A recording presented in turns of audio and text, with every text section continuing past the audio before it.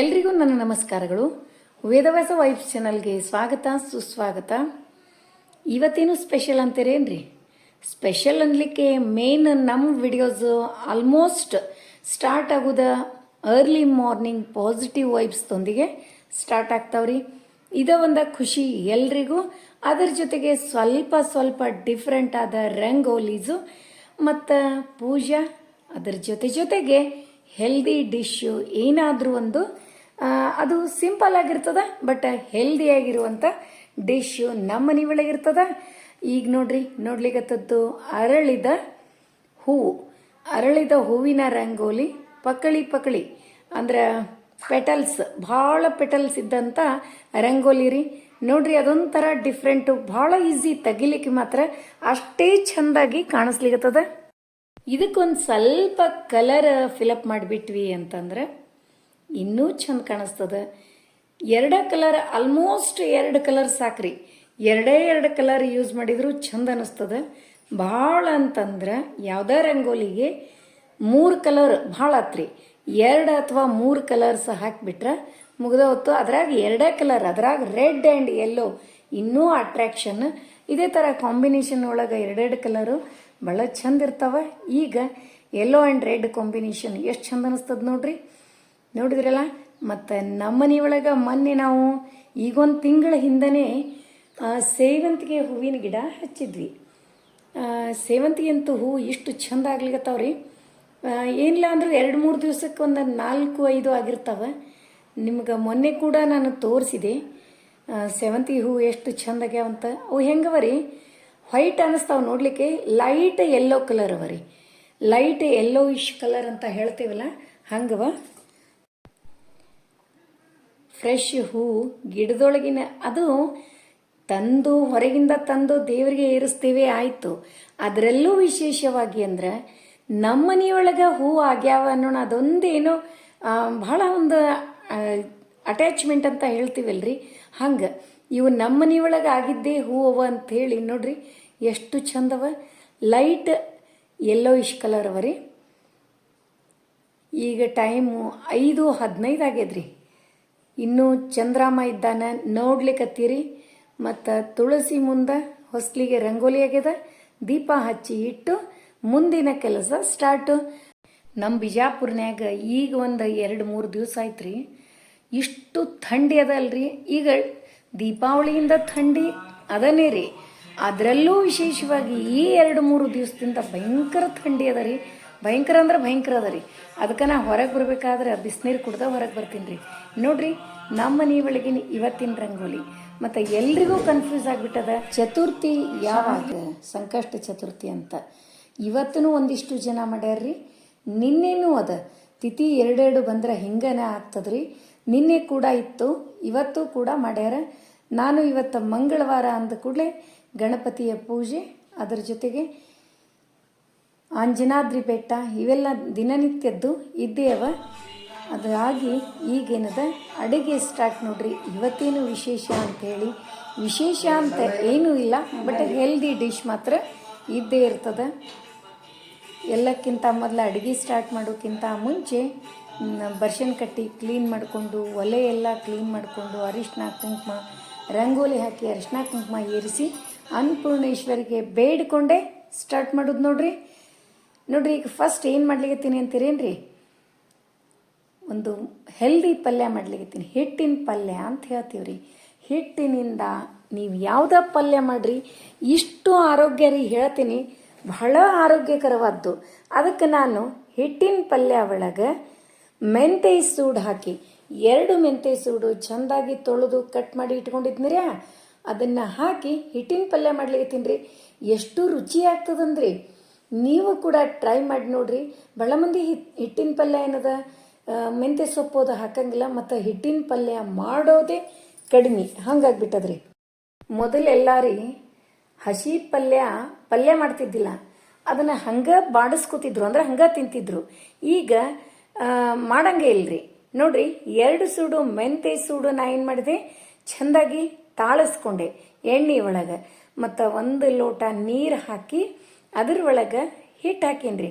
ಜೀವನಕ್ಕಲ್ರೇ ಮತ್ತಿದು ಹಿಟ್ಟಿನ ಪಲ್ಯ ಇಷ್ಟು ಟೇಸ್ಟ್ ಆಗ್ತಾ. ಇದರೊಳಗೆ ಯಾವ ಹಿಟ್ಟು ಹಾಕಿರಿ ಅಂತ ಕೇಳ್ತೀರಿ. ಇದರೊಳಗೆ ನೋಡ್ರಿ ನೀವು ಯಾವ್ದು ಹಾಕಿದ್ರೂ ನಡೀತದ. ಬಟ್ ನಾ ಈಗ ಹಾಕಿದ್ದು ಜೋಳದ ಹಿಟ್ಟು ರೀ. ಬಕ್ರಿ ಮಾಡ್ತೀವಲ್ರಿ ನಾವು, ಜೋಳದ ಹಿಟ್ಟು ಹಾಕೀನಿ. ಕಡಲೆ ಹಿಟ್ಟು ಹಾಕಿದ್ರೂ ಬರ್ತದೆ. ಮತ್ತು ಸ್ವಲ್ಪ ಕಡಲೆ ಹಿಟ್ಟು ಹಾಕೀನಿ ರೀ, 1 ಮುಷ್ಟಿಯಷ್ಟು ಕಡಲೆ ಹಿಟ್ಟು ಹಾಕೀನಿ. ಉಳಿದೆಲ್ಲ ಜೋಳದ ಹಿಟ್ಟು ಹಾಕೀನಿ ರೀ. ಇನ್ನೇನದ ಬಕ್ರಿ ಮಾಡಲಿಕ್ಕೆ ಹೆಸರು ಕೂಡ ಹಾಕ್ಕೊಳಕತ್ತೀನಿ ನೋಡ್ರಿ. ಎಂಥ ಮಸ್ತ್ ಆಗಿದೆ, ಭಾಳ ಟೇಸ್ಟ್ ಆಗ್ತದೆ. ಅದರೊಳಗೂ ಹಿಟ್ಟಿನ ಪಲ್ಯದೊಳಗೆ ಮೆಂತೆ ಪಲ್ಯ ಯೂಸ್ ಮಾಡಿ ನೋಡ್ರಿ, ಭಾಳ ಟೇಸ್ಟ್ ಆಗ್ತದೆ. ಇದು ಅನ್ನಕ್ಕೆ, ಚಪಾತಿಗೆ, ಎಲ್ಲ ಭಕ್ರಿಗೆ ಎಲ್ಲದಕ್ಕೂ ಭಾಳ ಟೇಸ್ಟ್ ಆಗ್ತದೆ ರೀ. ಈಗೇನದ ನಾನು ಭಕ್ರಿಗೆ ಹೆಸರು ಹಾಕ್ಕೊಂಡಿನಿ ರೀ. ಇದನ್ನು ಚೆಂದಾಗಿ ನಾದ್ಕೊಂಡು, ಇದು 3 ತಿಂಗಳಾಯ್ತು ರೀ ಹಿಟ್ಟು ಜಿಗಿ ಹೋಗ್ಬಿಟ್ಟದ. ಅದಕ್ಕೆ ಇದಕ್ಕೆ ಹೆಸರು ಜಾಸ್ತಿ ಹಾಕ್ಕೊಳಕತ್ತೀನಿ ರೀ. ಹೆಂಗಾದರೂ ಮಾಡಿ ಈ ಜೋಳದ ಹಿಟ್ಟು ಖಾಲಿ ಮಾಡೋದು ನೋಡ್ರಿ. ಜೋಳದ ಭಾಕ್ರಿ, ಹಿಟ್ಟಿನ ಪಲ್ಯ ಏನೂ ಬ್ಯಾಡ್ ನೋಡ್ರಿ. ಅದ್ರ ಮುಂದೆ ಅಷ್ಟು ರುಚಿಯಾಗಿರ್ತದೆ. ನೀವು ಕೂಡ ಟ್ರೈ ಮಾಡಿ ನೋಡ್ರಿ. ಮತ್ತು ಭಕ್ರಿ ಬರಲಾರ್ದವರು ಸ್ವಲ್ಪ ದಪ್ಪಾಗಿ ಮಾಡಿದ್ರು ನಡೀತದೆ. ಹಿಟ್ಟಿನ ಪಲ್ಯ ಒಂದು ಮಾಡಿ ತಿಂದ್ರಿ ಅಂತಂದ್ರೆ ಅಷ್ಟು ಟೇಸ್ಟ್ ಅನ್ನೋದಕ್ಕಿಂತ ಮುಖ್ಯವಾಗಿ ಆರೋಗ್ಯಕ್ಕೆ ಬಹಳ ಒಳ್ಳೇದ್ರಿ. ಯಾವುದೇ ಹಿಟ್ಟು, ಅದರಲ್ಲೂ ಜೋಳ ಮತ್ತು ರಾಗಿ, ಇವು ಕಡಲೆ ಹಿಟ್ಟು, ಇವು ಯಾವುದೇ ಯೂಸ್ ಮಾಡಿ ನೀವು ಪಲ್ಯ ಮಾಡಿರ್ತಿರಲ್ಲ, ಹಿಟ್ಟಿನ ಪಲ್ಯ ಆರೋಗ್ಯಕ್ಕೆ ಬಹಳ ಒಳ್ಳೆಯದು. ಈಗ ನೋಡ್ಲಿಕ್ಕತ್ತದ್ದು ಕಿರಿಕ್ ಸಾಲಿ ಪಲ್ಯ ಅಂತ ಅಂತೀವ್ರಿ ನಾವು. ಇದನ್ನು ತೋರಿಸ್ತೀನಿ ರೀ. ನಾನು ಮುಂಚೆನೇ ತೋರಿಸ್ಬೇಕಾಗಿತ್ತು. ನನ್ನ ಮಗಳಿಗೆ ಆರಿಸಿಕೊಡಂದೆ, ಆಕೆ ಆರಿಸಿ ತೊಳೆದು ಕಟ್ ಮಾಡಿ ಕೊಟ್ಬಿಟ್ಟಾಳ. ಕಿರಿಕ್ ಸಾಲಿ, ಈ ಕಿರಿಕ್ ಸಾಲಿ ಪಲ್ಯ ಒಳಗೆ ಅದ ರೀ, ಹೇಳ್ತೀನಿ. ಎಲ್ಲಿ ಅದ ಆರೋಗ್ಯ ಅಂತಂದ್ರೆ ಆರೋಗ್ಯದ ಔಷಧಿ ರೀ ಇದು. ರುಚಿನೂ ಹಂಗೆ ರೀ. ಇದ್ರೊಳಗೆ ಔಷಧೀಯ ಗುಣಗಳು ನೋಡ್ರಿ ಹಿಂಗಿರ್ತದೆ. ಇದು ಎಲೆಗಳು ಸಣ್ಣ ಸಣ್ಣ ಇರ್ತಾವ್ರಿ, ಸಣ್ಣ ಎಲೆಗಳು ಇರ್ತಾವ. ಬಹಳ ಟೇಸ್ಟಿ ಪಲ್ಯ. ಬಟ್ ತಾಳಸಿದ ಮೇಲೆ ಬಹಳ ಕಡಿಮೆ ಆಗ್ತದ್ರಿ. ಇದರಿಂದ ಆಗುವ ಲಾಭಗಳು 1-2 ರೀ.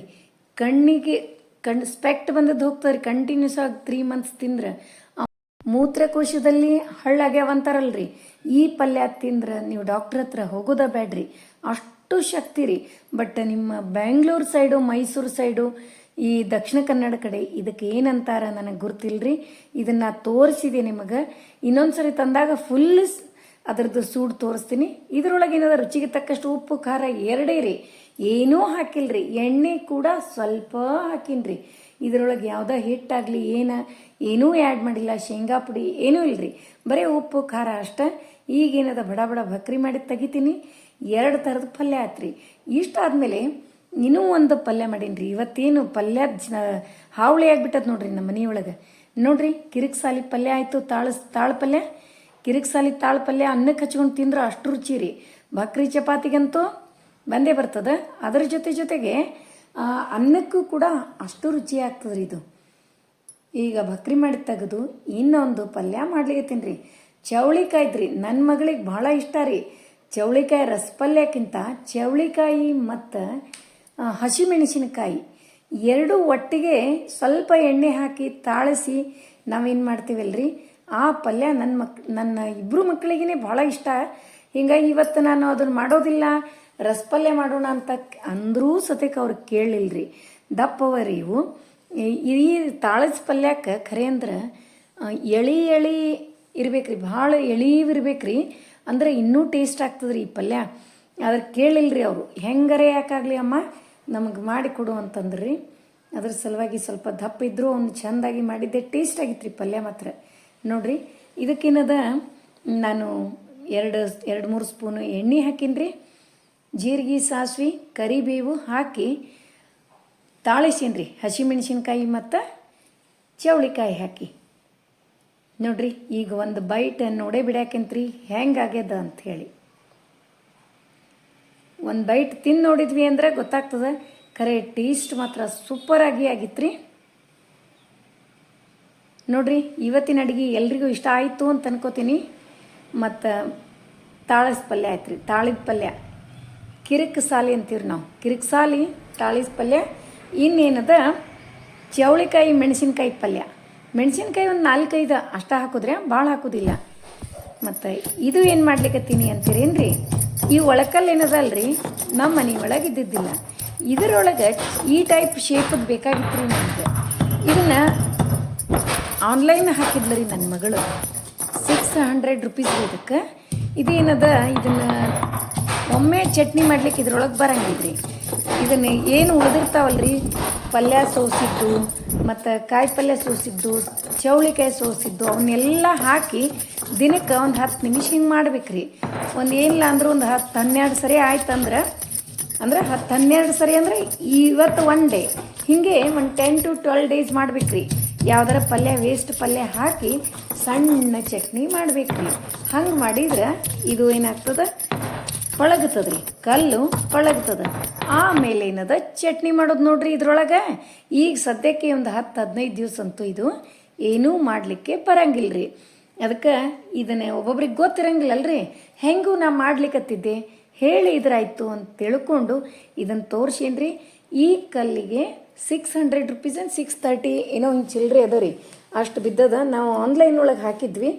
ಈ ಚಟ್ನಿನೂ ಮನೆ ಒಳಗೆ ನಾ ಸುಮ್ಮನೆ ಮಿಕ್ಸರ್ಗೆ ಹಾಕೋಕ್ಕಿಂತ ಕಲ್ಲೊಳಗಿನ ಚಟ್ನಿ ಭಾಳ ಟೇಸ್ಟ್ ರೀ. ಬರೀ ಕಲ್ಲೊಳಗೆ ನೀವು ಉಪ್ಪು ಖಾರ ಅಲ್ರಿ, ಉಪ್ಪು ಹಸಿಮೆಣ್ಸಿನ್ಕಾಯಿ ಜೀರಿಗೆ ಕುಟ್ಟಿ ನೋಡ್ರಿ ಎಷ್ಟು ರುಚಿ ಆಗ್ತದೆ ರೀ. ಅದೇ ನೀವು ಮಿಕ್ಸಿ ಒಳಗೆ ಹಾಕ್ರಿ ಏನೂ ಟೇಸ್ಟ್ ಇರಂಗಿಲ್ಲ ರೀ. ಅದಕ್ಕೆ ನೀವು ಕೂಡ ಇಂಥ ಕಲ್ಲು ತೊಗೋತಿದ್ರಿ ಅಂದ್ರೆ ನಾನು ಸಜೆಸ್ಟ್ ಮಾಡಿದೆ. ನೋಡಿದ್ರಲ್ಲ, ಇವತ್ತಿನ ವಿಡಿಯೋ ಎಲ್ರಿಗೂ ಇಷ್ಟ ಆಯಿತು ಅನ್ಕೋತೀನಿ.